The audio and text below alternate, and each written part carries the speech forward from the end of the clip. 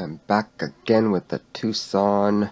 We got a 24-hour surveillance camera, and I wanted to show you my fuse taps in the cabin. Alright, so depending on which model of Tucson you got, you may have more or less fuses, but here's my 2022 Tucson, and I have two fuse taps currently. One of them is for my switchboard, and one of them is for my dash cam. So the dash cam is constantly running. It's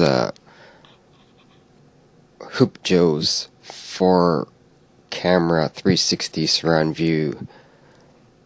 It's got a forward-facing camera and then two side, an additional one you mount on the rear of your vehicle. So as you would imagine, the 4 cameras together catch a complete surround view of the vehicle, and the cameras are simultaneously recording together at the same time. It's a 4-channel dash cam, and it stays on all the time.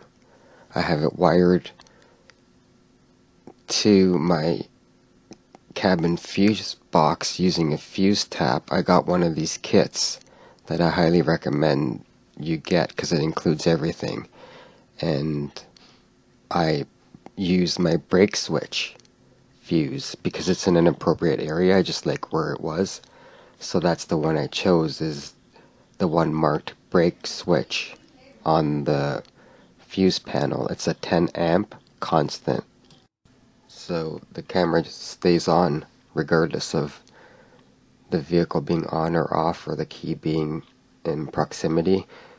The dash cam stays on the entire time until it detects the voltage is getting lower than 12 or whatever the number is of the kit you got. It will specify and shut off the camera if your battery does get too low. But that's never happened to me, and I've run it for 3 days in a row. So the fuse marked brake switch in your fuse box, it's 10 amps, and it is just to show that your foot is pressing the brake pedal. So when you start the car, your car knows you're pressing the brakes. If you remove it altogether, it'll display a message and say the brake switch isn't working or something like that. But it's a good constant source of power, and that's how I have my dash cam wired into my fuse box. It runs all day, all night, all the time. Never turns off. And so my other fuse tap on top there is connected to the cluster, and it turns on my toggle switchboard lights.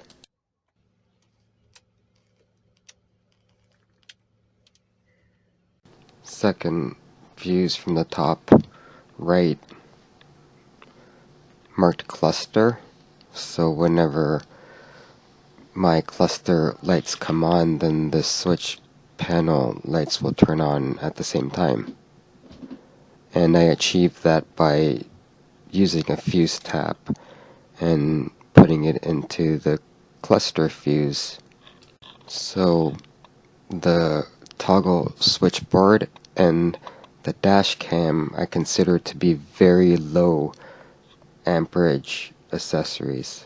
So toggle switchboard doesn't take more than 2 amps, and the dash cam, it's the same thing. It doesn't require much amperage and resources.